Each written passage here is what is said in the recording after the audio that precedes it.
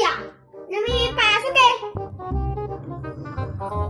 Ay, lakas ng electric fan. Kaya siya yung magbabayad ng kuryente. A few moments later.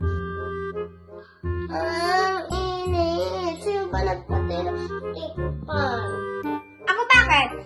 Sino ba yung nagbabayad ng kuryente? Ako, diba? Akala mo ikaw yung nagbabayad ng kuryente, ha? Ay, tumayo ka na din at paligo. Tanghali na, oh. At may pasok ka pa. Sige na. Aba, naglalabog ka ba, ha? Maliligo ka lang, tamad-tamad ka pa. Maligo na. Bago muna eh. Meanwhile, Kakain na ako.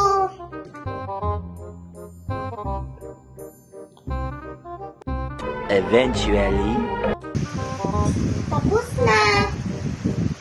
Ulo ko po. Oh, 5 piso. Bakit 5 piso lang? aray ko!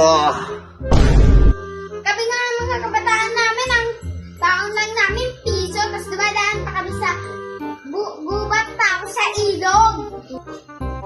Paglakad ka, wala tayong pambayad sa service mo. Ang inat-inat sa labas eh.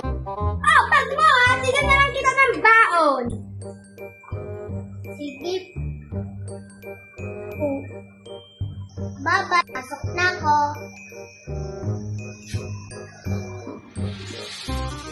Two hours later.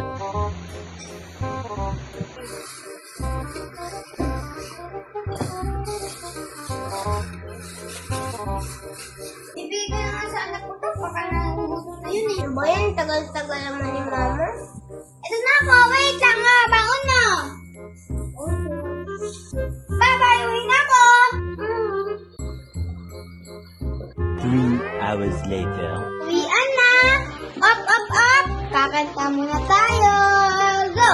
Goodbye, goodbye, goodbye. Goodbye, goodbye, goodbye.